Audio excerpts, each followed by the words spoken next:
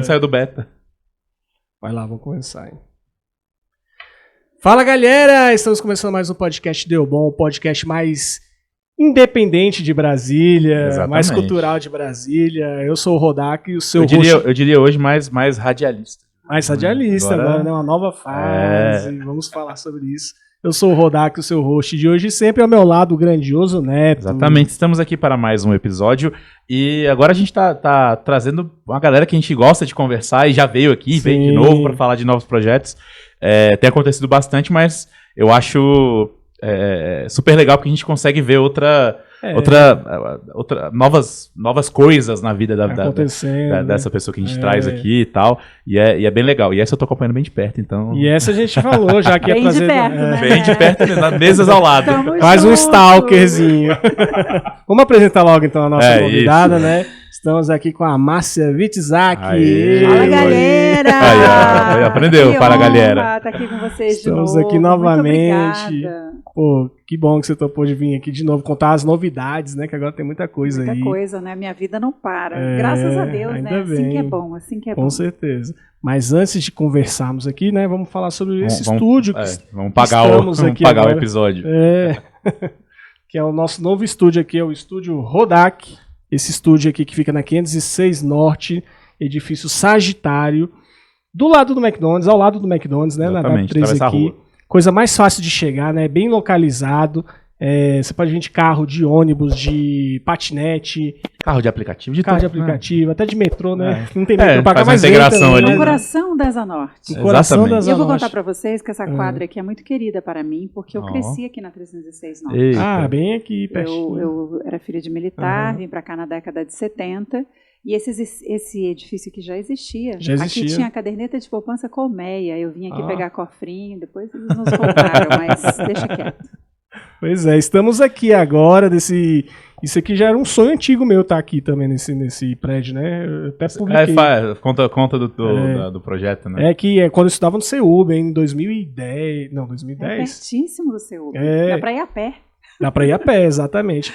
E aí tinha um projeto na faculdade que era pra você estruturar uma agência de publicidade e dizer onde é que você queria. E eu lembro que nesse trabalho eu já tinha colocado esse endereço aqui. E eu tenho isso, né? Eu até registrei, botei, fiz um filme. Profetizou, né? Profetizei, exatamente. E hoje estamos aqui, né? Exatamente no mesmo prédio, né? No mesmo prédio, fazendo esse podcast aqui no nosso próprio estúdio. Agora a gente tem autonomia agora de fazer a hora que a gente quiser, o dia que a gente quiser, do jeito que a gente quiser. E se você quiser fazer também, vem pra cá. Você pode fazer o seu podcast aqui também com a gente. Com a gente não, né? Você faz o seu podcast do seu jeito, com a sua marca. Você põe a luz ali, troca a cortina, troca os enfeites. Tira a mesa, do jeito que você quiser. Muda tudo. Exatamente, muda o que você quiser aqui. Vem a gravação infoproduto, né? Que é a palavra da moda. Exatamente. Segue lá o Estúdio Rodak, manda uma DM pra gente e vamos conversar, vamos tirar esse projeto do papel aí, né?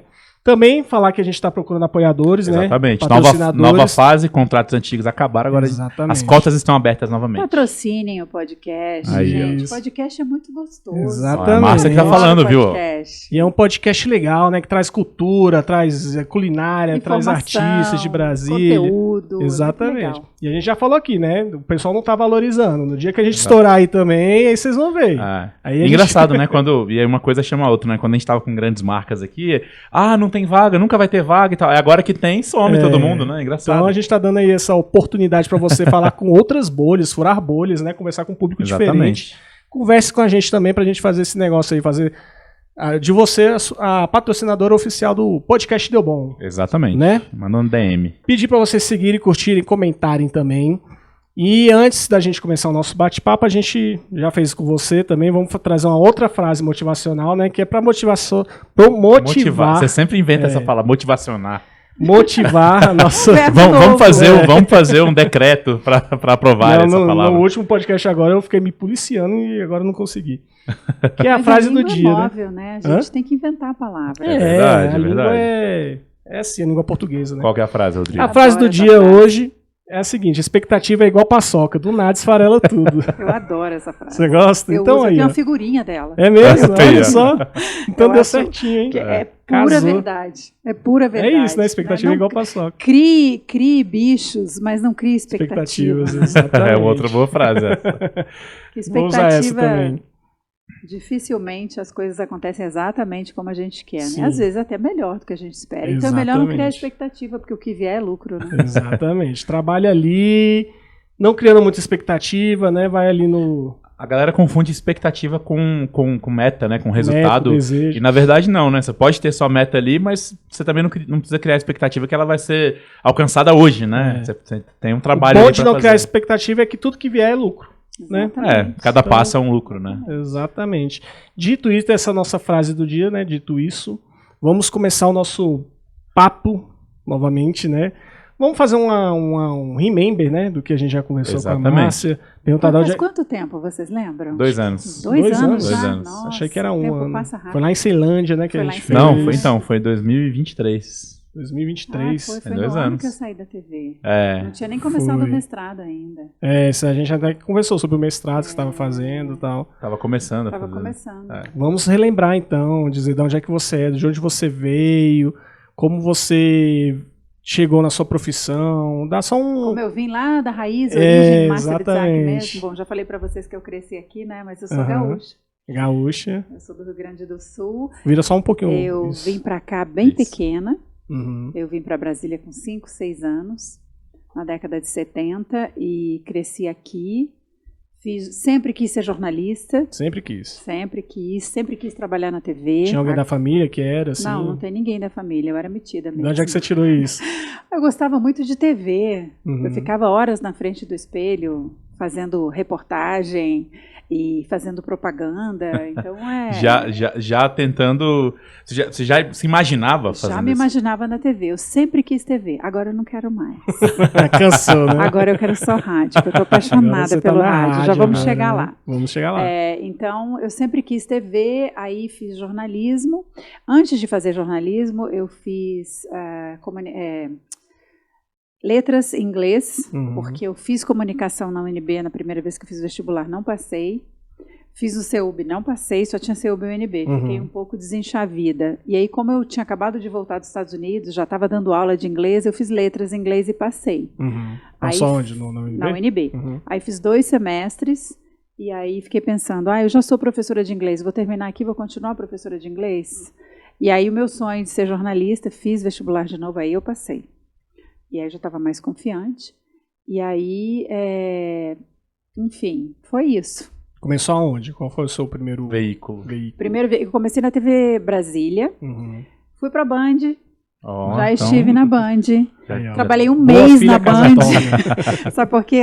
Eu trabalhava na TV Brasília, fui convidada para trabalhar na Band, até assim, eu tenho um grande amigo meu, William Passos, que hoje está no Rio de Janeiro. A gente estava trabalhando junto na TV Brasília. E na TV Brasília, passava 3 meses, eles mandavam todo mundo embora, renovavam. E eu fiquei na TV Brasília e ele saiu. E ele mandou uma fita dele para a Band, porque ele estava sem emprego. E aí a Band me viu na fita dele, estava querendo uma mulher e me contratou pela fita dele. Caramba. Eu só contei isso pra ele quando a gente se reencontrou na Globo. Falei, William, tem que te contar uma coisa. Roubei sua vaga. Mas eu só fiquei na Band 1 mês, porque eu tinha acabado de me formar, eu tô falando de 1996, século passado. Eu ia perguntar a data. E aí eu estava na Band e nessa época tinha esse negócio de trabalhar em campanha política. E tinha um candidato em Rondonópolis que eles trocaram o candidato a prefeito e eles precisavam mudar tudo da campanha. E aí o marido de uma amiga minha, que era publicitário, me ligou e falou, Márcia, você quer trabalhar em campanha política? Eu falei, não, acabei de entrar na Bandeirantes, estou aprendendo um monte de coisa, tá muito bom e tal. Aí ele, você pode pedir quanto você quiser. Aí eu falei, eita... Mas assim, não imaginava, Pensando bem, né? Já aprendi muita coisa. Mas eu era humilde, porque na época eu ganhava, sei lá, nossa, gente, isso foi no século passado. Vamos dizer que fosse como hoje, assim, uns 4 mil reais. Eu pensei, vou pedir uns 8 para trabalhar 1 mês, depois eu volto e arrumo outro emprego. Não, ele falou assim, eu falei, quanto você acha que eu posso pedir? Ele falou, $15 mil. Caramba. Falei, aonde eu embarco? O que eu tenho que fazer?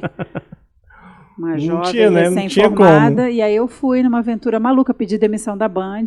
Ainda bem que não tem mais ninguém lá daquela época, porque senão ia falar, essa menina é louca, ela ficou aqui um mês e foi embora. Né? Mas, gente, vamos ver se esse programa dela dura um mês aqui. Eu tô falando de 1997. Só dá trabalho para RH. Era lá, 96, 97, Sim. muito tempo atrás, né? Já tô perdoada, já prescreveu o meu crime. Já.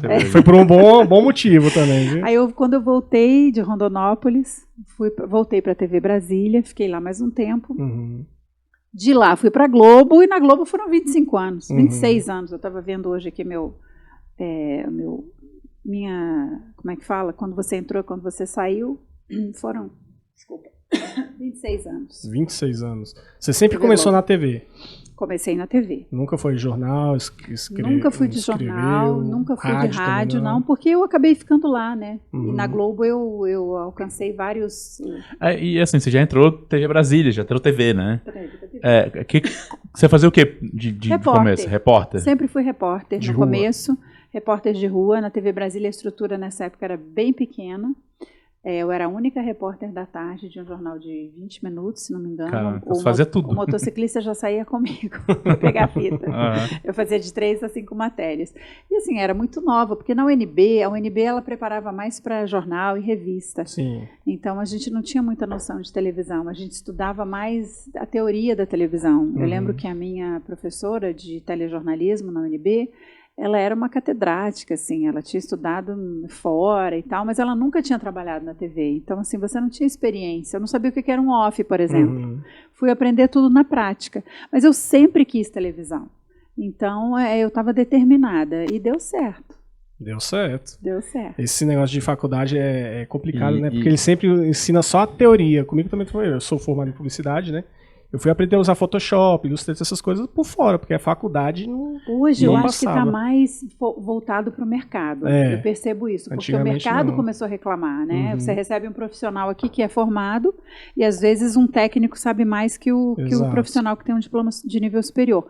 Principalmente publicidade e jornalismo, que o diploma caiu. Né? Não, acho que publicidade nunca teve. Não, publicidade tem.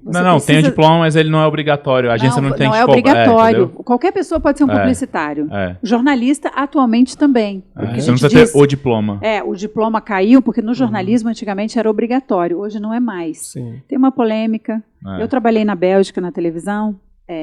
Eu estava na Globo, saí, fiquei 6 meses fazendo estágio, voltei, e lá na televisão que eu trabalhava não tinha ninguém formado em jornalismo. Um era economista, outro era advogado, outro era professor, e todos eles escolheram ser jornalistas. Né? Então, eu vi essa realidade lá. Mas aqui no Brasil, as empresas ainda exigem que você tenha diploma de jornalista, né, para você trabalhar num jornal. As empresas sérias, né? Mas a maioria das... Por exemplo, TV aberta, você precisa ter o diploma. Agora, para ser comentarista, todo mundo é comentarista hoje, né? Então, assim... Ainda mais hoje, em tempos de internet, né? De Instagram. Não, internet, todo mundo virou jornalista, Exatamente. Né? Então, eu digo assim, depois que eu saí depois que eu saí da TV, eu percebi que o jornalismo que eu estudei no século passado, ele já não existe mais. Sim. Inclusive agora, quando que eu saí da TV, eu decidi parar mesmo, assim, eu não queria entrar no mercado, porque eu queria estudar, porque eu sempre quis fazer mestrado e não tinha tempo. Eu trabalhei na escala 6x1 por mais de 10 anos, desses 26, e sábado era o dia que eu mais gostava de trabalhar, porque era o dia que eu podia levar mais cultura para os jornais e tal. Então, eu queria dar essa parada para eu estudar. Então, eu parei e fui estudar. Aí, quando eu terminei o meu mestrado, quero falar sobre isso também, foi muito bacana, mas eu fiquei observando o mercado. Por exemplo, na minha época existia assessor de comunicação, né? Hoje, você é analista de comunicação. Sim. Você não faz só a ponte do seu cliente com a imprensa, você tem que coordenar redes sociais, você tem que transitar por esse universo que na minha faculdade não existia. Organizar evento, né? Organizar uma coisa que evento. A gente conversou com o pessoal do Trust aqui, Sim. E aí eles falaram disso um pouco porque eles eram os promoters de evento. Não, a gente conversava com o assessor, conversava com o cliente para fazer o evento. A gente era hoje não tem mais. Hoje o assessor ele faz tudo isso. Exatamente, o jornalista virou multifunção. Não Mas você acha que isso é certo? Eu acho que é um movimento normal. das coisas, porque as coisas estão mudando muito. Você acha que é muito acúmulo de função para uma pessoa? Olha, mesmo na televisão a gente tinha um acúmulo de função. E eu vejo no rádio também as pessoas têm acúmulo de função. As coisas mudaram, porque eu me lembro quando eu estava na rádio, na TV Globo, no começo, eu não podia fazer um material para o G1 nem para a Globo News. Logo depois eles juntaram o CNPJ para você poder trabalhar em tudo. Sim. A gente trabalhava até para o Globoplay. Então, assim, as empresas estão demandando isso. Sim, e, na verdade, quando a gente está trabalhando para uma empresa privada, cada vez mais a gente está trabalhando muito, e quando não é substituído pela inteligência artificial. Sim. E hoje há uma discussão também sobre o uso da inteligência artificial no próprio jornalismo, né? Porque as notícias estão aí, você pede para o GPT escrever uma notícia, a notícia está lá perfeita, não precisa nem de um editor ver isso. Então, eu acho que o jornalista... ele precisa ter uma formação diferente, né? E eu acho que as faculdades já estão tendo essa noção. Você está dizendo de não ser só jornalista, ser jornalista primeiro que hoje você precisa conhecer também isso, né? Mas eu acho que hoje você precisa conhecer o universo da tecnologia, tanto que o meu mestrado que eu pensei em fazer a princípio era jornalismo e tecnologia, porque é uma coisa que eu não estudei, porque quando eu me formei nem internet existia ainda. Então, assim, eu estava realmente muito atrasada. Agora, as mudanças que os veículos queriam fazer foram bem adiantados na pandemia. Sim. Porque na pandemia a gente começou a trabalhar todo mundo separado, home office, então a gente aprendeu a editar no computador, porque antes era tudo muito separadinho, né? Sim. Tinha o editor de texto, o editor de vídeo, e o repórter, né? Hoje o repórter já sai sozinho, ele já bota leva a própria câmera, Multilink, famoso Multilink. Antes era uma equipe de 3 pessoas, hoje uma pessoa só, você faz tudo. Você faz a reportagem, você edita, você põe no ar. Engraçado você falar disso, que há pouco tempo atrás, né? Visitou a redação o motorista da van que levava o link e tudo mais, assim. E aí o pessoal mais antigo da emissora falando, cara, sem esse cara aqui a gente não fazia nada. Exatamente. Sem esse cara, e hoje, assim... Não, e era um trambolho, porque era um ônibus que chegava, né? Tinha que chegar 5 horas subir antena, achar o sinal. Hoje você pega o celular e você entra ao vivo de qualquer lugar do mundo para o mundo. Você cria um servidor dedicado para você não então, quando você me pergunta se é justo, se a gente não caminhar, a gente não alcança a tecnologia, né? E eu acho que isso é uma decisão muito pessoal do profissional. E eu não acho necessariamente que um curso superior hoje está resolvendo o seu problema. O diploma não te dá garantia de emprego, nem um mestrado, nem um doutorado, né? Quantas pessoas que estão dirigindo Uber aí, né? Sem desmerecer os nossos queridos amigos motoristas Uber, que são tão úteis para nós, mas a pessoa estudou, fez mestrado, fez doutorado, estudou pra caramba e não conseguiu se colocar no mercado. Né? Tem outros fatores também, tem o etarismo que está aí muito forte, né? Que eu acho que vai se transformar também, porque hoje as pessoas são jovens, né? As pessoas... Mas tem empresa que está preferindo contratar 40 a mais porque não está conseguindo lidar com os jovens de hoje. Porque na verdade a geração Z não sabe lidar com trabalho presencial, com inteligência emocional, com essas coisas. Tem essas duas coisas, mas eu acho que quem sofre etarismo está perdendo. Um parêntese que a gente do que a gente estava falando agora há pouco, e está falando ainda aqui também um pouquinho, mas essa questão dos veículos. Eu já percebi que no mercado a gente tem veículos que tem essa separação ainda, o editor de imagem é só editor de imagem para TV, o social media é só para rede social, a produtora produz, o produtor produz, o repórter de rua é repórter de rua e o âncora é o âncora. E tem muita emissora que a produtora é a produtora, mas também faz o conteúdo da rede social, o editor de imagem edita a imagem dos dois e tal. Já aparece no vídeo também. Exatamente. A notícia que ele tem não vai passar para um repórter, entra lá. Eu já exatamente, a produtora gravando, né? E o editor só dá uma olhada. E tem muitos portais, inclusive alguns gigantes, por exemplo, mais da mídia escrita, que claramente o texto é todo inteligência artificial. Então, assim, tem os 3 mercados. E aí eu acho que você falou, a filosofia, né? A filosofia é de transição, na verdade, né? E aí, assim, a gente que está no mercado há muito tempo, a gente tem que se adequar, obviamente, mas também a gente tem que entender o limite do que a gente acha correto ali, né? Tem algumas coisas que chegam, principalmente pro portal, chegam para mim que... Hoje, por exemplo, vou dar um exemplo sem citar nome nem nada, mas chegou um currículo. A gente quer nome. Não, chegou um currículo, eu nem lembro o nome. A gente trabalha com nome. A gente quer a fofoca. Chegou um currículo. E aí eu fui analisar e, assim, tem muita coisa de... tenho experiência com rede social, tenho experiência com edição de vídeo no celular, tenho experiência... Que eu olhava... Se eu pensasse nisso há 5 anos atrás para contratar alguém, eu não ia olhar isso. Eu ia olhar a produção de texto da pessoa, claro. Ia ver uma redação da pessoa. Agora não, agora eu sei editar no CapCut. Conta como um ponto no currículo. Exato. E eu tô nessa transição de entender esses novos currículos, né? É muito complicado, né?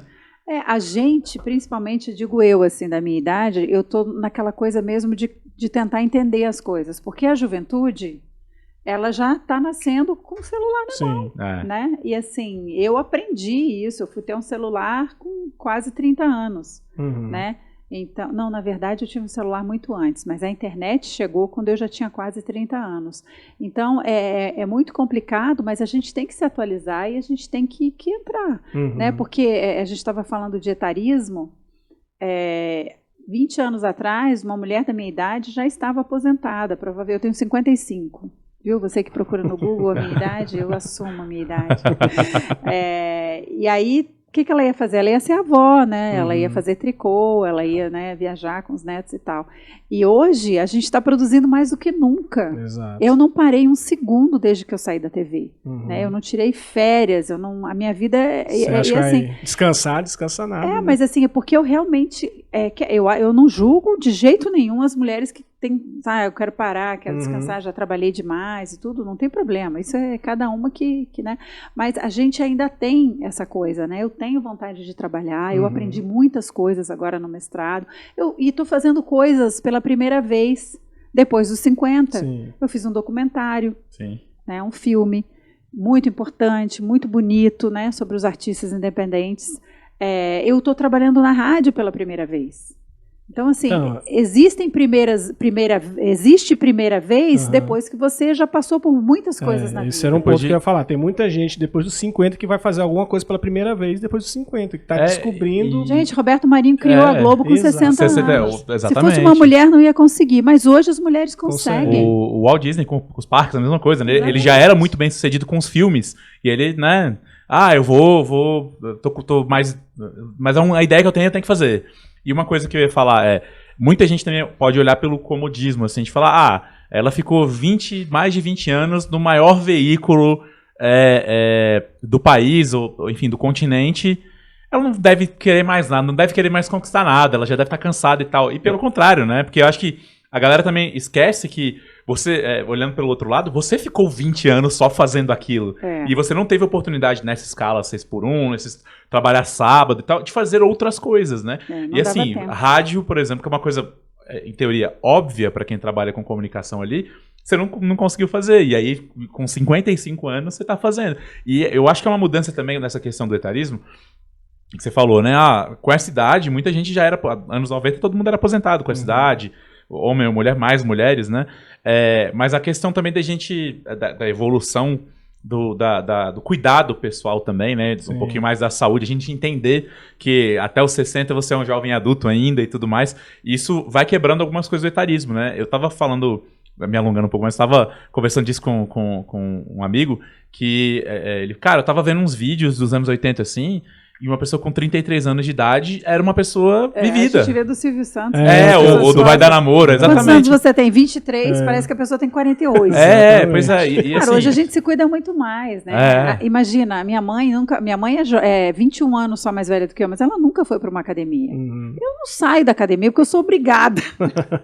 Então, assim, a gente se cuida mais, a gente tem mais noção de que a gente precisa cuidar da nossa saúde para a gente ter longevidade, né? Tem um país da Europa agora que diminuiu os jovens são considerados até 50 anos agora. Você é jovem até 50 são os anos. jovens adultos que eu falei. Eu esticaria até os 58, 59, porque eu não consigo me ver com a idade que eu tenho e não consigo imaginar. Quando eu tinha 20, quando eu pensava numa pessoa da minha idade, eu falava, caraca, já tá velha. Eu tô com 40, gente. Eu não eu acho meus pais são 18 anos mais velhos que eu. E assim, eles estão com, vou fazer 57, E aí eu acho que... Seu pai vai fazer 57. Meus Nossa, pais. Nossa, podia quase ser tua mãe, olha.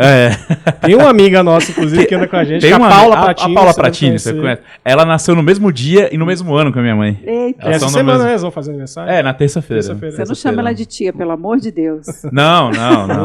Mas assim, quando eu era mais novo, eu falo, pô, 56, 57 anos, a pessoa já tá... E aí eu não acho nada disso dos meus pais, assim. Ela é super jovem. Até mais que você.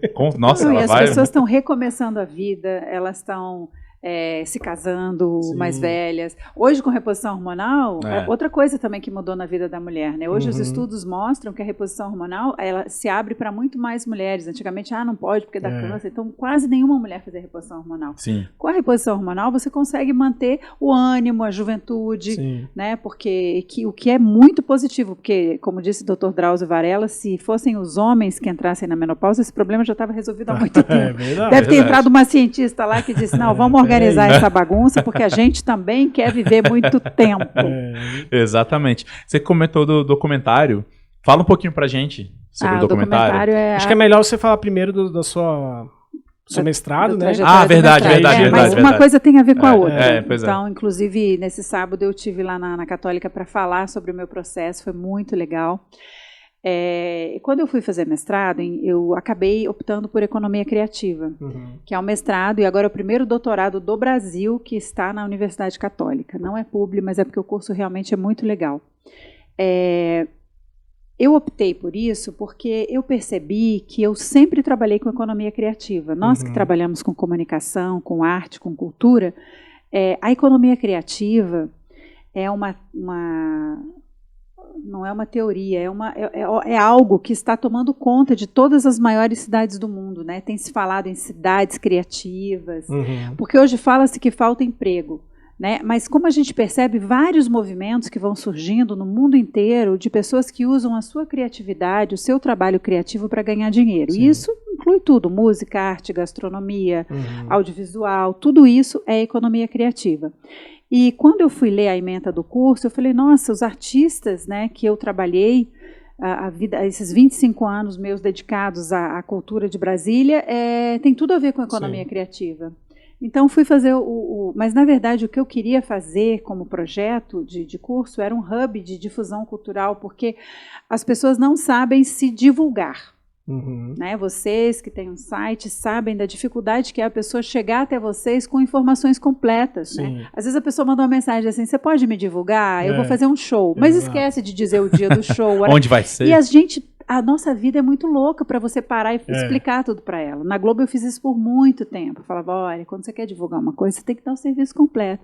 O que é serviço completo? Você acabava dando uma consultoria para a pessoa. Você acaba dando aula para a pessoa. Então, por isso que é importante as assessorias de imprensa também para essas pessoas. Exatamente, mas nem todo mundo consegue pagar, né, Rodrigo? A gente sabe disso, né, Neto? Então, o importante, eu pensei em fazer um hub que já fosse automático. As pessoas, eu quero me divulgar, já tinha umas perguntas lá e quando a pessoa terminava já estava pronto o release e para quem ela tinha que mandar.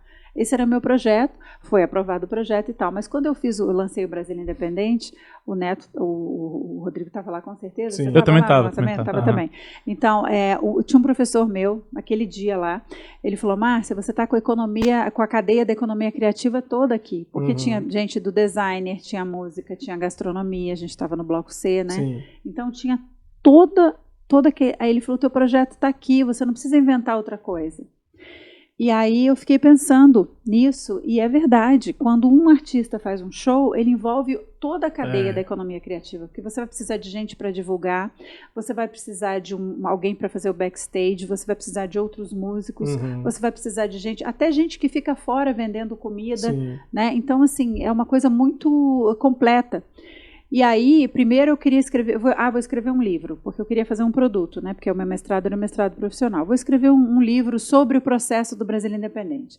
Depois eu pensei, caramba, eu sou do audiovisual, eu trabalhei em TV por 25 anos, o meu negócio é audiovisual. Só que você sabe que fazer um filme custa caro, né? Pois eu coloquei na minha cabeça que eu ia ganhar um edital. Não sabia nem qual edital, mas eu vou ganhar um edital. E aí depois eu pensei, se eu não ganhar o edital, mas eu vou ganhar o edital, eu dou um jeito de fazer, né, com amigos e tal, faço uma coisa pequena, um vídeo de curta-metragem. Pois eu ganhei um edital, o Aldir Blanc. Legal. Propus um reencontro com ex-participantes do Brasília Independente para falar sobre a vida deles, porque eu estava estudando uma teoria que se chama interseccionalidade, que o nome é estranho, mas é muito simples. A interseccionalidade são todos os atravessamentos que as pessoas têm para ser quem ela, para elas conseguirem ser quem elas querem ser. Né? Então, todos nós temos algum atravessamento em algum momento da nossa vida, mas algumas pessoas têm muito mais. Então, vamos pensar numa pessoa preta, numa pessoa periférica, numa pessoa deficiente. E algumas pessoas acumulam todas essas interseccionalidades. Essa teoria veio dos Estados Unidos, são 2 teóricas que falam sobre isso lá, mas aqui no Brasil a gente tem a Carla Cotirene, que é uma filósofa, socióloga baiana, que inclusive está fazendo pós-doc aqui na UNB. Eu sou muito fã dela. Ela chama a interseccionalidade de encruzilhada, porque é isso mesmo, é encruzilhada, né? Quando você encontra uma encruzilhada que você tem que tomar uma decisão. E é mais fácil de falar também. Exatamente, para entender, né? E aí eu escolhi... O meu documentário fala sobre interseccionalidade, sobre economia criativa, né, como as pessoas sobrevivem fazendo arte, porque muita gente acha que a arte não é um trabalho, né, mas acho que a gente até falou sobre isso na outra entrevista. A arte é sim um trabalho, e as pessoas têm que ver isso como um trabalho, porque todo mundo consome arte, mas dificilmente a pessoa quer pagar pelo que ela consome. Né? Então, no filme eu falo sobre a interseccionalidade, economia criativa e o tal do chamado capitalismo artista, que é uma outra vertente de um pensamento que fala justamente dessa dificuldade que se tem de se sobreviver com a arte, né? Por causa do capitalismo artista mesmo, que é essa era da estética, né? Que tudo é muito bonito. Então você vê um artista que está lá fazendo a música dele, aí de repente um jogador de futebol faz a coreografia da música dele, ele fica famoso com uma música só. Aí ele sobrevive no mercado por um tempo, depois ele cai de novo. E se você olhar, hoje nós temos os streamings. Os streamings abrem espaço para muita gente. Qualquer pessoa pode colocar a música num streaming, né? Num Spotify da vida, num Deezer e tal. Mas quem que sempre aparece? São sempre as mesmas pessoas. Isso é o capitalismo artista. Então, assim, a dificuldade que a pessoa tem para aparecer. Hoje, com a internet, isso democratizou um pouco mais, porque todo mundo pode criar... agora você fala para nichos, né? Você acaba vendo, se você gosta de rock, você acaba vendo só rock e tal. Por isso a importância do Brasília Independente, que mostrava na TV aberta um ritmo de música que talvez você não escutasse. Mas aí você escutar e falou, pô, esse cara é legal, vou seguir ele no Instagram. Você vai para ver um rock, mas você ouve outra coisa. Você ouve outras coisas. Então, por isso que é importante você quebrar essas bolhas, né? Romper essas bolhas. Então, o documentário se chama Encruzilhada Sonora, nós falamos sobre esses assuntos, e como eu ganhei esse edital, eu escolhi 8 artistas, depois eu acrescentei mais 3. 8 fizeram parte da minha pesquisa de mestrado e da minha dissertação, para falar sobre a vida do artista independente antes do palco. O Brasília Independente, que é o concurso de música independente que eu criei, que já tivemos 13 edições, estamos completando 15 anos esse ano, nunca teve cotas. A gente nunca teve cotas para pessoas pretas, para pessoas periféricas, para mulheres, para LGBT, nunca teve. Mas sempre revelou pessoas que estão às margens. São pessoas periféricas, são pessoas pretas, são pessoas LGBT. Então, isso me fez pensar que elas realmente não têm espaço. Quando elas têm, elas brilham, por causa do talento delas. Né? Então eu fiz uma seleção ali que ninguém conhece por falta de espaço. Porque elas não têm onde mostrar o talento. Né? Então, nessas 13 edições do Brasília Independente, foram 130 que foram finalistas. Dessas 130, nós fizemos uma curadoria, pegamos 8 para a minha pesquisa e depois mais 3 para participar do documentário. E eles contaram a vida deles, todas as dificuldades, todas as dores e as delícias. A conclusão... Vocês assistiram não já o documentário? Vão assistir em breve, não se preocupem. Tá onde? Ainda não está, porque a gente quer passar por festivais e a gente está levando o filme para universidades, para coletivos, para falar sobre isso. Teve lançamento no Teve Cine lançamento Brasília, no né? BIF, nós fomos convidados pelo Brazilian International. Eu estava viajando, ela me mandou. Foram convidados, sim. mas porque era num feriado, né? Eu tava, no dia do trabalho, muita gente. Mas mesmo assim nós conseguimos lotar o Cine Brasília, eu fiquei muito feliz. Nós nos inscrevemos na competição, mas nós fomos convidados para ter uma exibição especial pela importância que é falar sobre a cidade, né? Foi no Brazilian International Film Festival, dia 3 de maio passado. A gente até se encontrou, acho que na abertura ali, você perguntou se eu ia, eu até falei que ia. Foi no domingo, não foi até a exibição? Foi domingo. Sim. Não, você me respondeu, eu vou fazer de tudo para ir, você divulgou, inclusive vocês divulgaram, né, inclusive, mas tudo bem, não tem problema, o filme tá aí, vocês vão assistir. Bom. Então, era o meu trabalho de mestrado e acabou virando um filme que eu falei dessas teorias, né? Mas você assistindo o filme, ninguém fala de teorias lá, não tem narrador. O filme são as pessoas falando sobre elas e contando toda essa história. Sim. Então, é isso. Quem participou do filme? Quem foram os artistas? Eu preciso lembrar de todos, mas vamos lá. Se não lembrar também, não dá nem o primeiro nome. Não, eu vou lembrar de todos, com certeza. Só vou contando aqui para eu não esquecer. Nós temos 3 mulheres trans. Flor Furacão, Débora Zimmer e Tonhão Nunes. Excelentes musicistas. Débora, excelente guitarrista e compositora. A Flor é um espetáculo à parte. A Flor é maravilhosa, pianista. Tonhão também é uma cantora do Jardim Ingá, excepcional. Nós temos o Marcelo Café, que é um sambista e é meu partner hoje no Brasil Independente. Nós temos o Fábio dos Santos, que é o vocalista da banda Patacori, que ele canta música de terreiro. Né? Então, a gente já vai olhando para essas pessoas, já vai vendo as interseccionalidades delas. Né? Depois nós temos Ana Moura, que é uma cantora excepcional também. Que muita gente acha ela muito parecida com a Cássia Eller. Aí nós temos a Lady B, que também é maravilhosa, além de ser uma mulher linda e incrível. Nós temos o Príncipe Elofá, que é o nosso mais novinho, que ele tem 22 anos, ele já vendeu Bala no Sinal. Ele fala um pouco sobre isso, ele fala que veio do Vale da Sombra da Morte, que a infância dele foi muito dura, mas hoje é um rapper, ele é um influencer, é uma graça, é um fofo, meu filho mais novo. Aí o Lindon, que é o rapper que ganhou o Brasil Independente em 2022. Só um parêntese nele, que na época da Mirante lá, a gente fez um feat com ele. Eu sou baterista, né, toco com uma galera. E aí a gente fez um feat com ele nessa época aí. Maravilhoso. Bem legal. Ele é talentosíssimo também. Israel Paixão, que é uma paixão na minha vida. Eu amo todos eles, né? Peraí. São 11. Os 8 primeiros foram. Mas eu tenho eles anotados aqui no grupo. Só um minutinho. Ai, meu Deus. Marcelo Café, Príncipe Elofá, Lady B, Lindon. Já falei todos esses, né? Vamos lá que eu vou entrar aqui no grupo dos artistas. Enquanto você olha, eu vou pedir pro pessoal... Curta, comente, compartilhe, tá? Segue a gente lá, comente o que vocês estão achando. E... Achou? Achei. Então, vamos lá. O Jacob Bruno, que é um regueiro, que ganhou o primeiro Brasil Independente de todos. Você tinha que estar, né? Primeiro. Tem que estar. Não, e ele ele já foi nosso jurado. Todos eles, assim, de certa forma, já participaram. Eu acho que está faltando uma pessoa, né? E essa pessoa vai me matar, mas não é que eu esqueça. É que realmente eu tenho que lembrar de todos que eu já falei. Eu não estou conseguindo entrar aqui na... Deixa eu lembrar da ordem que eles estavam sentados lá. Já falei do Fábio dos Santos, Débora Zimmer, Lady B, Príncipe Elofá, Ana Moura. Eu acho que eu já falei dos 11. Eu acho que foi. Eu acho que está faltando a Débora, eu acho que você acabou de falar. Não, a Débora Zimmer é a... agora sim. A Débora Zimmer ela é a guitarrista. Tá. Fábio Lima, Israel, Jacob, Lady B, Tonhão, já falei de todos, com certeza, não está faltando ninguém. Deus me livre de estar faltando alguém dos meus filhos. Aqui, ó, abri uma foto aqui para você já ver aqui. Pronto, estão todos aqui, olha bem. Aqui, na verdade, está toda a equipe de trabalho. Israel Paixão, Ana Moura, Príncipe Elofá. Eu já falei de todos. O Fábio dos Santos. Essa foto aqui, ela tá... Essa aqui são só eles, ó.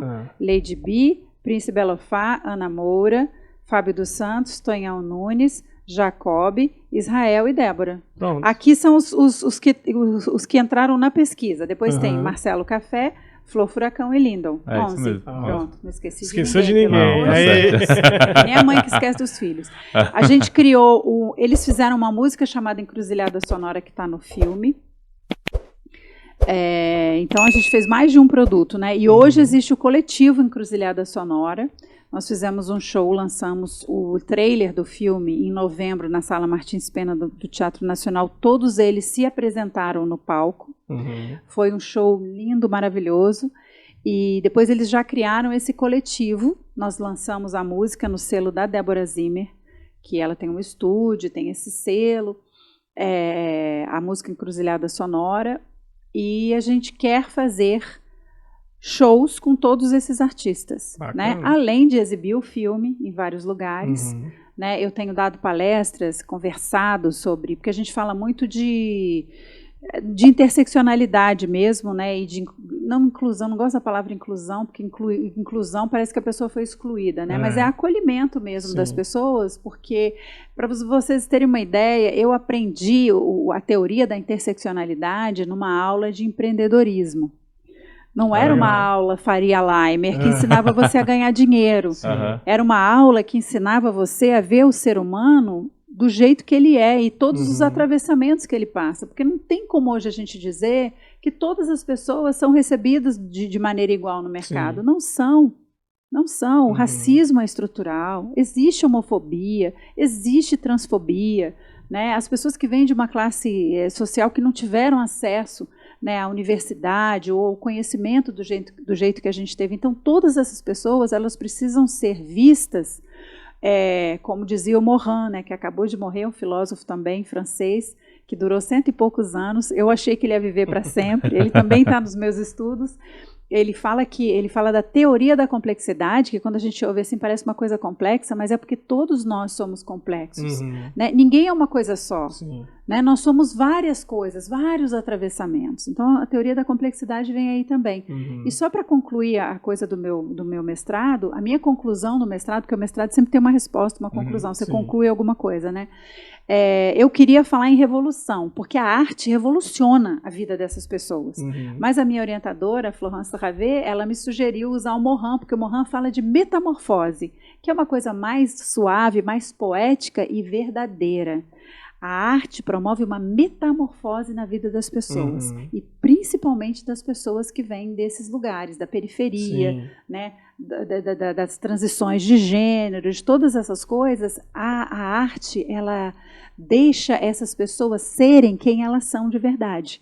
E é isso que o filme mostra, que apesar de todos os atravessamentos, todos eles e elas dizem ao final que não poderiam ser outra coisa que não artistas. Ou seja, a arte transformou essas pessoas, né? Então, eu preferi usar na minha dissertação a palavra metamorfose, citando o Morin, que é maravilhoso, que infelizmente nos deixou, porque ele já tinha 100 e poucos anos, já estava querendo, né, ir para outras paradas. Mas ele deixou muitas coisas importantes. E foi muito bom para mim estudar essas coisas, né? Porque, na verdade, na prática a gente sabe muita coisa.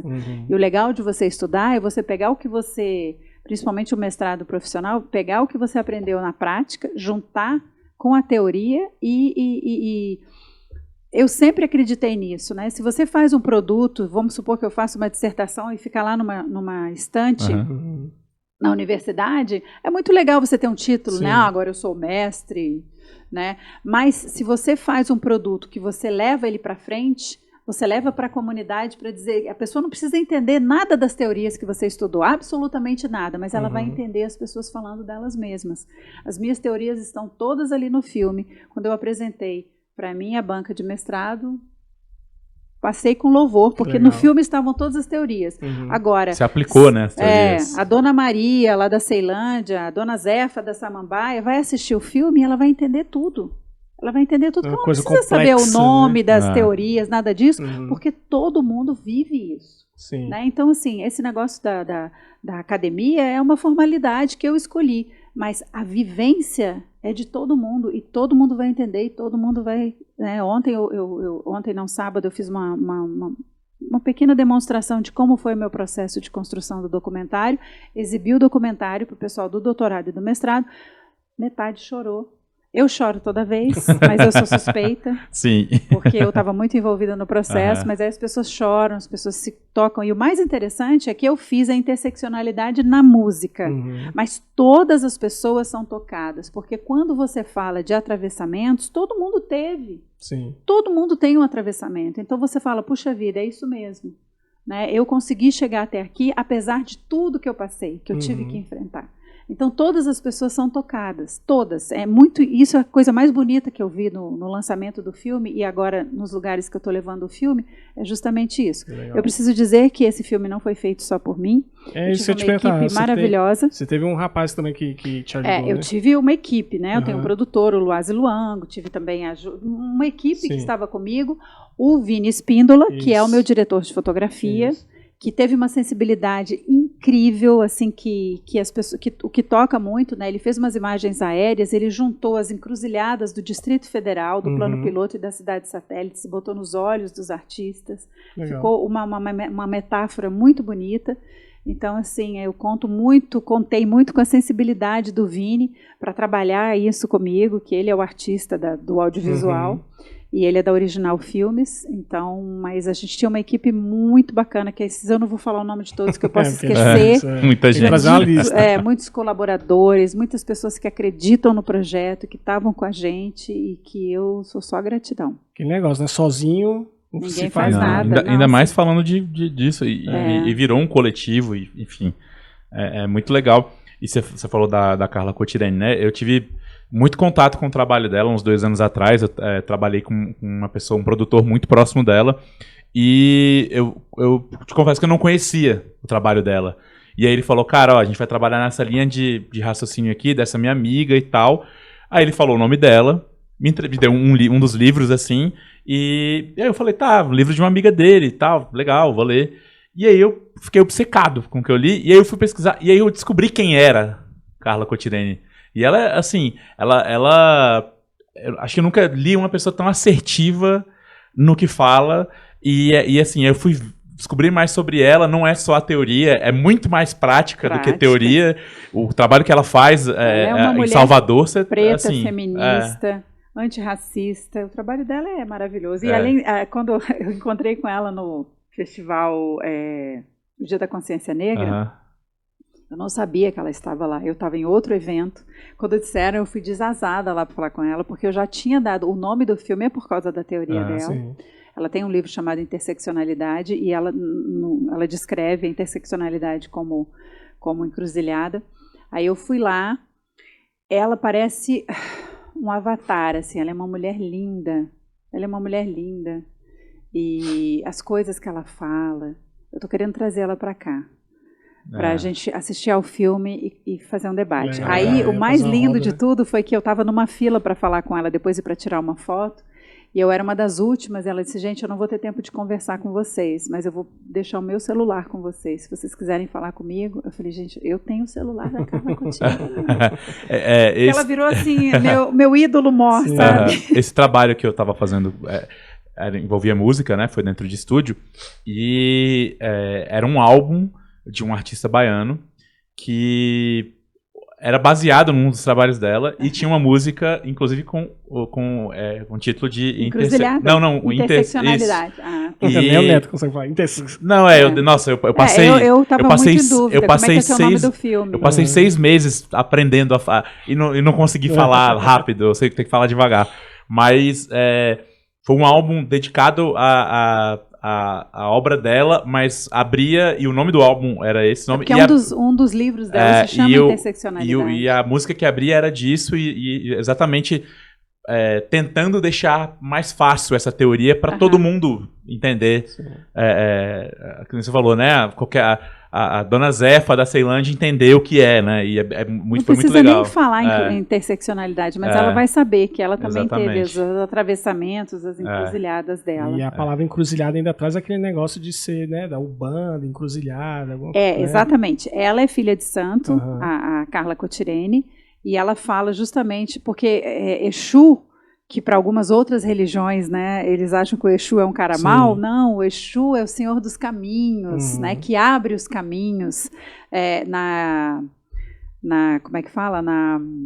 Quando você compara uma religião com a outra, ele é Santo Antônio, tanto que o dia de Exu é o dia de Santo Antônio. Né? Então, no sincretismo religioso, ele é Santo Antônio. Então, ela fala que o Exu é o Senhor que abre os caminhos, é o Senhor das encruzilhadas, né? Então ela chama de encruzilhada e faz essa comparação, né? Essa analogia. Então é bem bonito, no começo do livro ela fala disso.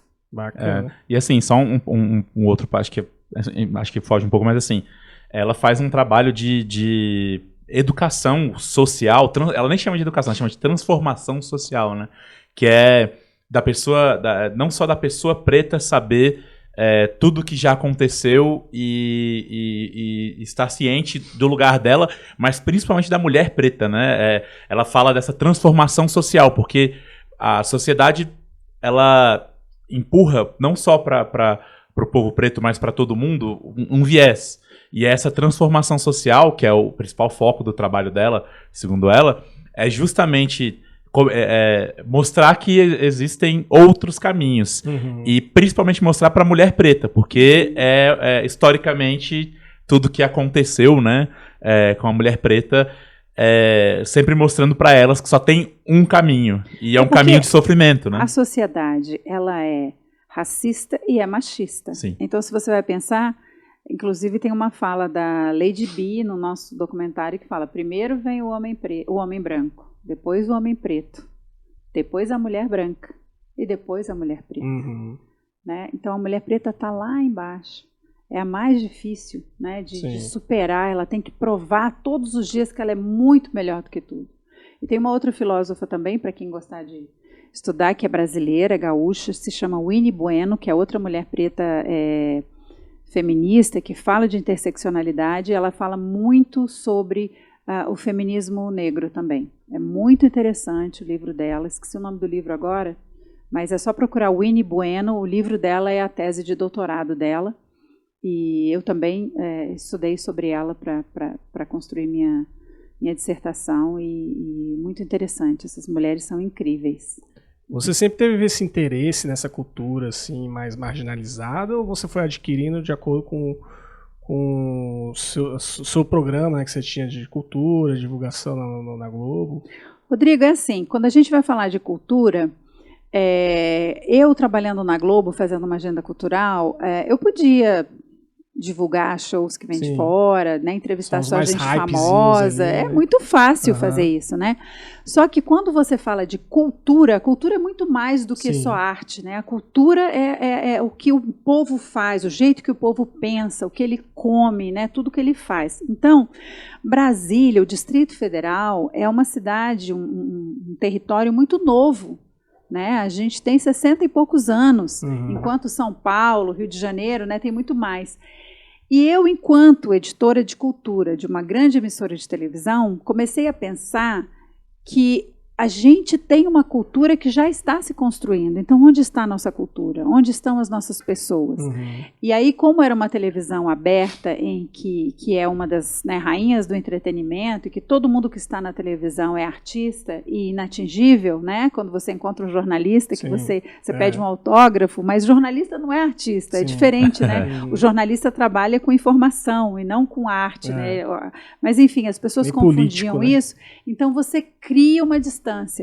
Então, eu tive que fazer um caminho contrário para ir até essas pessoas e para mostrar para essas pessoas que elas tinham sim espaço, né? Porque elas não achavam que elas tinham espaço. Então, assim, não foi que, eu quero trabalhar com pessoas marginalizadas. Não, eu quero saber onde é que está a cultura do Distrito Federal. Onde está a cultura do Distrito Federal? Está em todo o Distrito Federal, não é só no plano piloto, principalmente nas cidades, né? Inclusive, o meu primeiro artigo no mestrado foi fazendo um panorama. Por exemplo, vou dar um exemplo para vocês aqui, como é a interseccionalidade, como é essa exclusão. Na década de 80, Brasília virou a capital do rock. Também virou a capital do hip hop. Mas do que se fala? Do rock. Só do rock. Por quê? Porque o hip hop era marginalizado. O hip hop era de pessoas pretas, de pessoas pobres, que moravam na periferia. Né? Enquanto quem estava aqui, o Renato Russo, filho de um bancário, né, o Felipe Seabra. Não, eu não estou julgando essas pessoas de jeito nenhum, eu só estou dizendo que para essas pessoas tudo era muito mais fácil. Né? Agora, o movimento do hip hop no Distrito Federal começou tão forte quanto o de Nova York. Tanto que os rappers daquela época, né, nós temos aí o Japão, que está aí até hoje, né, para contar essa história, o Marquinho do Tropa, eles ficaram famosos no Brasil inteiro. Eles iam para São Paulo fazer shows. Né? E era o hip hop daqui. Ceilândia deixou de aparecer nas páginas policiais para virar um lugar de um reduto do hip hop. E a importância do hip hop na formação dos músicos do Distrito Federal, porque Brasília hoje não é só a capital do rock. Sim. Né? E nós temos o Cruzeiro também, que o pessoal do Rio de Janeiro foi morar lá. Então, nós tivemos a primeira escola de samba, Aruque. Então, lá tem o samba. Brasília tem a escola de música, que é uma escola democrática, né? Que é de graça. As pessoas podem aprender instrumentos musicais lá. Nós temos o Clube do Choro, a escola de choro. Né? Então, assim, Brasília é uma cidade musical. Capital da cultura, né? Exatamente. Então, assim, existe tudo isso. Agora, não está só aqui no plano piloto. A gente está espalhado em todo o Distrito Federal. Então, assim, eu não escolhi a periferia que escolheu que eu fosse até lá para descobrir onde está a nossa cultura, onde estão os nossos artistas emergentes, onde a cultura está surgindo e onde a cultura está transformando a vida das pessoas. Então, assim, isso tudo foi acontecendo de forma muito natural. O que eu tive foi uma sensibilidade de acolher isso. Isso existe já. Né? Então, assim, cadê essas pessoas? Então, assim, eu fazia questão no meu trabalho, e eu só fui perceber a importância disso depois, porque eu queria realmente que as pessoas daqui tivessem orgulho da arte do Distrito Federal, né? Como fazem os nordestinos. Os nordestinos ensinam isso pra gente. A cultura e a arte deles é muito mais importante do que o que vem de fora. Em Brasília, a gente não tinha isso ainda. Né? Um artista que vinha de fora, e até hoje isso acontece, as pessoas juntam 300, 400 reais para pagar um ingresso de um artista que vem de fora e não vão assistir um artista deles que está se apresentando no Sesc do lado de casa de graça. Que o brasiliense não dá valor para quem é daqui de Brasília. Então é isso que a gente está tentando construir. E dá valor, digo mais, a gente até falou no último episódio, dá valor quando sai, aí faz sucesso, vai morar em São Paulo, vai morar no Rio e tal, e aí vem pra cá cobrando 300 reais, aí, vou lá assistir o show de tal pessoa. Aí depois ainda fala assim pros editores de cultura, vocês nunca divulgaram essa pessoa. Eu divulguei, você que não prestou atenção, você que não foi atrás, né? Então é por aí, mas tudo isso que vocês estão falando aí, a gente fala no filme.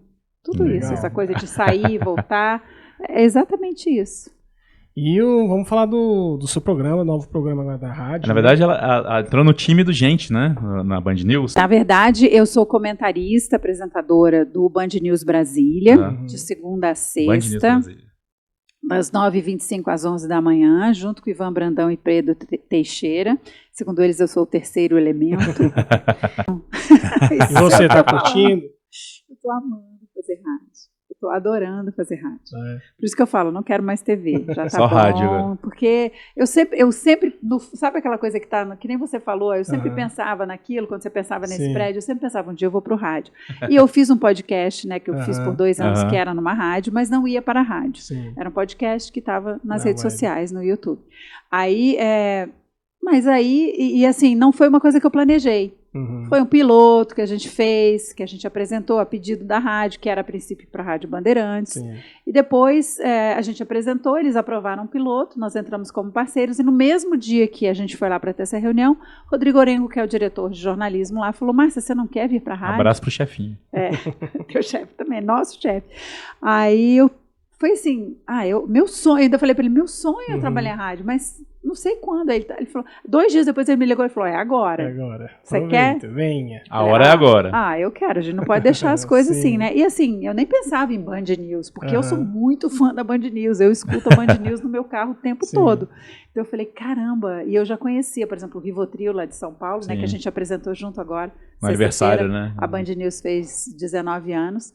E aí encontrar os ídolos. Eu era assim, apaixonada pelo jornalismo do Boechat, sofri quando ele morreu, como se fosse uma pessoa da minha família. Então, assim, para mim foi um presente, e eu estou gostando muito. Ivan, muito generoso, ele brinca, né, que ele fala assim, você me chama de chefe? Eu falei, mas você é meu chefe, o que eu vou fazer? E eu faço questão que você seja meu chefe. Eu adoro ter um chefe. Ele é o rabugento mais caloroso que existe. Ele é um fofo. Ele é aquela pessoa... Ele podia vir aqui também qualquer dia desse. Ele é aquela pessoa que sempre tá lá de cara fechada, não sei o quê. Aí do nada ele solta uma coisa mais aleatória. Você sabia que o balão de coração foi inventado em 1945 por conta de não sei o quê? Aí ele... Tá bom, volta a trabalhar. Ele é ótimo. Muito legal. E é bem legal saber disso, que eu falei, porque você trabalhou 20 anos, mais de 20 anos, numa emissora só, mas vem da TV antes, e essa é a sua primeira experiência em rádio, e dá pra ver o quanto você tá curtindo, quem tá escutando, quem também, dá pra acompanhar por vídeo também, quem tá assistindo, né, no YouTube, no Facebook, nas lives. dá pra ver. Estou numa fase muito feliz da minha vida, porque as coisas, a gente tem que entregar as coisas para o universo, né, e deixar aquelas, como diz Zeca Pagodinho, deixa a vida me levar, sabe? Eu construí muitas coisas. Tô muito nessa fase agora. E assim, quando a gente projeta e a gente trabalha por aquilo vem. Sim. E às vezes vem por outros caminhos. Por exemplo, eu não imaginava que eu estaria trabalhando numa rádio agora. Eu estava pensando em outras possibilidades que não fossem a televisão. Embora toda vez que alguém me encontra na rua, fala, quando é que você vai voltar para a televisão? Aí agora eu falo assim, agora eu estou na rádio. Agora é só minha voz na rádio. E na verdade eu achei que ia ser sua voz, que eu ia poder ir mais esculhambada, né? Não é. Tem uma live hoje em dia rádio, Band News, Rádio Bandeirantes, multiplataforma. Eu tenho que ir arrumadinha, não dá para esculhambada. E ainda tem, não só YouTube, Facebook que tem as lives, mas Band Play, o aplicativo é de graça, você consegue assistir, escutar, você faz tudo por lá. Isso mesmo. É isso. Vamos então, né? Tem que sair mais cedo. Eu tenho uma pré-estreia de. Você acha que dá tempo de fazer? Não, deu bom, vamos fazer. Senão a gente não vai embora. Vai ter que ser mais curtinho. Eu falo demais, gente. Não, vocês têm que me dar uma travada aí. Vamos. As canequinhas para identificar. Vamos. A gente tem aquele. Você já participou com a gente, mas lembrando para quem tá assistindo, a gente tem o quadro no final que é o Deu Ruim e o Deu Bom. Ai, meu Deus. E aí eu quero que você conte um Deu Ruim. Pode ser desses 2 últimos anos pra cá, pode ter a ver com documentário, pode ser, enfim. Um Deu Ruim que você falou, putz, isso aqui não tem como consertar, foi um dia ruim. Nossa, o que deu ruim, gente? Deu ruim? Nossa, eu tô numa fase tão boa assim que eu acho que nada deu ruim. Acho que até o que deu ruim foi bom. Eu não estou me lembrando de nada que tenha dado ruim, assim, não. Eu acho que, assim, aconteceu um negócio, eu não vou dar muito detalhes para não entregar o que aconteceu, mas o que eu mais defendo no meu trabalho, na minha vida, é a remuneração dos artistas. Eu não admito que um artista seja convidado para mostrar o trabalho dele sem remuneração. E houve aí um evento no nosso percurso que os artistas não foram devidamente remunerados e isso me deixou muito mal. Perdi minha voz por 3 semanas, mas deixa quieto que já passou e já está resolvido. Deu ruim. Eles foram pagos, foram remunerados por mim.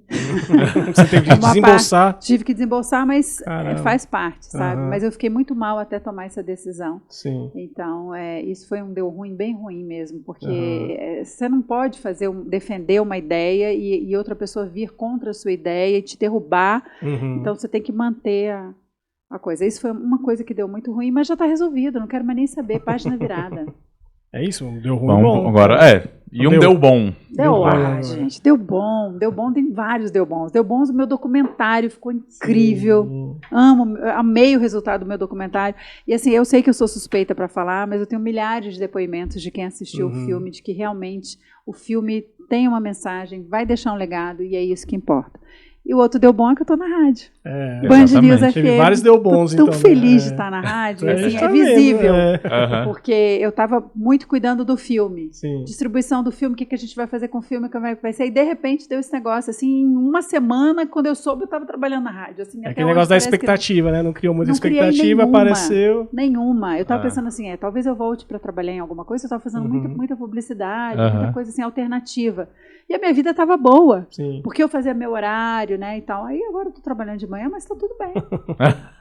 Vejo de ficar cozinhando, limpando a casa de manhã. Trabalhando com o que gosta agora, né, que você sempre teve vontade. Comunicação, tô muito feliz. E eu chego lá, eu chego quando ela tá saindo. E ela tá de bom humor. Então tá bom. É isso que importa. Ela tá feliz lá. É isso que importa. É isso que importa. Então, Márcia, obrigado novamente por ter voltado aí. Por terem me convidado. Desculpa a demora, mas é que realmente essas 2 últimas semanas foram loucura, sim, como diria. Tem carta branca. A gente tá tentando, né? Já falou, hoje dá.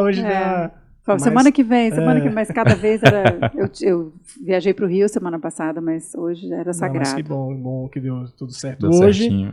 E é isso, né? Tem mais alguma coisa para falar? Não, acho que é isso. Pedir pra galera seguir, né? Compartilhar, curtir, comentar, sugerir convidado também. A gente tem, assim, a gente tem as nossas ideias aqui, mas é legal também escutar quem tá assistindo, né? Porque aqui é um lugar democrático, né? Que é um programa democrático que a gente quer escutar. Porém, eu que mando. Só pra deixar claro. Como é que é? Aqui é um lugar democrático, mas eu que mando, tá? Mas eu tô muito lisonjeada por estar aqui pela segunda vez. A gente também tá muito lisonjeada. Exatamente. Gostaram contar das novidades. Você quer falar, ainda trazer novidade, né, e tal.